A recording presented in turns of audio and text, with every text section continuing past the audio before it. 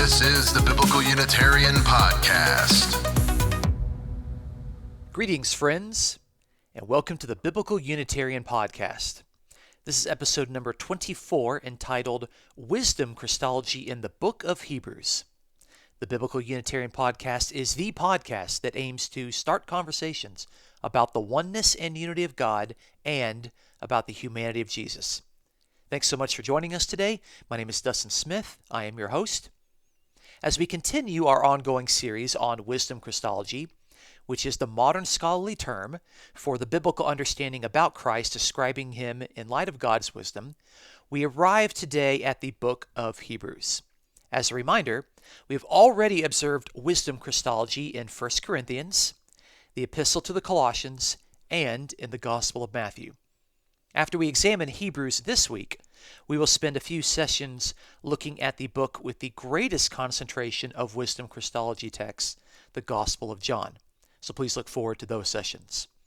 In regard to the book of Hebrews, this book is often confused as a letter and as if it were addressed to Hebrew people.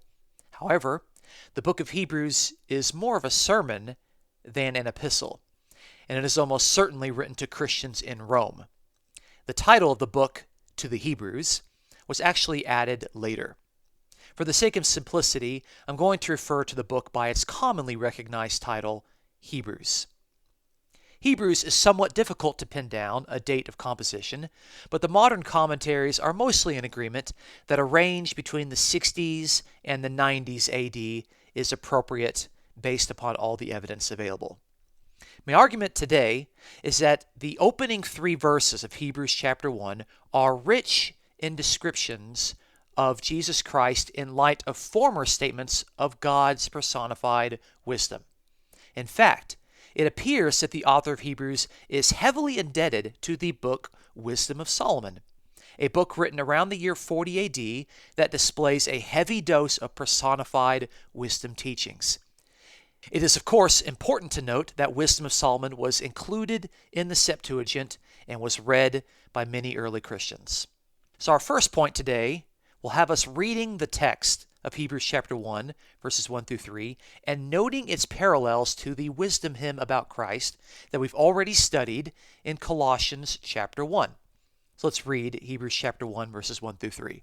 God, after he spoke long ago to the fathers in the prophets in many portions and in many ways, in these last days has spoken to us in his Son, whom he appointed heir of all things, through whom also he made the world. And he is the radiance of his glory and the exact representation of his nature, and upholds all things by the word of his power. When he had made purification for sins, he sat down at the right hand of the Majesty on high. That's Hebrews chapter 1, verses 1 through 3 out of the New American Standard Bible. It's very interesting in these first 3 verses of Hebrews chapter 1 that there are actually many points that are in connection with the Christ hymn of Colossians chapter 1, verses 15 through 20. We actually looked at wisdom Christology in the letter to the Colossians in episode number 22. So if you haven't listened to that, it'll be helpful for you to go back and look into that episode. For our first point, we're going to look at a few connections between the wisdom hymn about Christ in Colossians 1 and note how the first 3 verses of Hebrews makes similar points. In Colossians chapter 1 and verse 15, it says that Jesus is the image of the invisible God, while Hebrews chapter 1 and verse 3 says that Jesus is the radiance of God's glory and the exact representation of God's nature. So those points sound very, very similar. In Colossians chapter 1 and verse 16, it says that all things were made by God, but through Christ. And by saying through Christ, it means through Christ as the fullest embodiment of wisdom. While Hebrews chapter 1 and verse 2 says that God made the world through him, namely through the Son. So we're seeing that this wisdom Christology of God making the world through wisdom, but that wisdom is now being identified as Christ, was said in both Colossians 1:16 and in Hebrews chapter 1 and verse 2. And in Colossians chapter 1 and verse 17, it says that Christ holds all things together, while Hebrews chapter 1 and verse 3 says that Jesus upholds all things with the word of his power. So it's interesting that those 3 points about Jesus being the radiance of God's glory, about God creating the world through wisdom, wisdom now being understood as Christ, and that Jesus upholds all things with the word of his power, were things that were formerly said in the wisdom hymn about Christ in Colossians chapter 1. And so it's interesting that if these things were formerly said in a very distinguishable wisdom Christology passage, that it's very likely that Hebrews chapter 1, verses 1 through 3, if it has these similar points, then it is also a wisdom Christology passage. That's our first point. Our second point will be to look specifically at the points that wisdom Christology can be observed and examining from the book Wisdom of Solomon where these statements find their origin. So in Hebrews chapter 1 and verse 2, we have this phrase, which is the most controversial of all the phrases we'll look at, which says that, quote, through whom also he made the world. That's Hebrews chapter 1 and verse 2. And so this passage is saying through whom, meaning through the Son, also God made the world. Notice that God is the creator and that God did his creation through the Son. I've already suggested that the book of Hebrews is indebted to the book Wisdom of Solomon in its depiction of Jesus as the embodiment of Lady Wisdom. Let's look at what Wisdom of Solomon has to say about God creating the world through his wisdom. Wisdom of Solomon chapter 9, verses 1 through 2 says, O God of my ancestors and Lord of mercy, who made all things by your word, and by your wisdom you have formed humankind. That's Wisdom chapter 9, verses 1 through 2, where we see that God created all things through his word and through his wisdom. Word and wisdom there are very clearly synonymous points. And so God creates all things through his wisdom. And now we're seeing in Hebrews chapter 1 and verse 2 that God is creating the world through the Son. And that's because the author of Hebrews understood Jesus as the fullest embodiment and the full epitome of Lady Wisdom, so that God can formally say that he created the world and created all things through his wisdom. We can now see Hebrews saying that God created the world through the Son, because again, the Son is Lady Wisdom's embodiment. Keep in mind that Hebrews has already stated that God has spoken in many ways formally, but only in these last days did he speak through a Son. So to infer that the Son was literally and consciously the agent through whom God created the world would actually betray the argument made in the author of Hebrews' very first sentence. This is a statement about wisdom Christology. Formally, God created the world through his wisdom, and that wisdom finds its fullest expression presently in the Son. And this is the same sort of statement we studied when we looked back at Colossians 1:16 back in episode 22. That's our second point, is that formerly God created the world through his wisdom, and now we can see that the author of Hebrews says that God has made the world through his Son in Hebrews chapter 1 and verse 2. So that's a connection of wisdom Christology. Our third point is looking at Hebrews chapter 1 and verse 3, which says that he is the radiance of his glory, meaning Jesus is the radiance of God's glory. Now this phrase, translated radiance, comes from a very rare Greek word, apavgasma. And this word does not appear in the New Testament in any other place. And when you do a search of this within the Greek Old Testament, specifically within the Septuagint, it will only occur in one place. Guess what? Wisdom of Solomon. In Wisdom of Solomon, chapter 7, and verse 26, it uses this phrase to describe none other than the personified Lady Wisdom. Wisdom 7 and verse 26 says that she, Lady Wisdom, is a reflection, that's the word, apavgasma in Greek.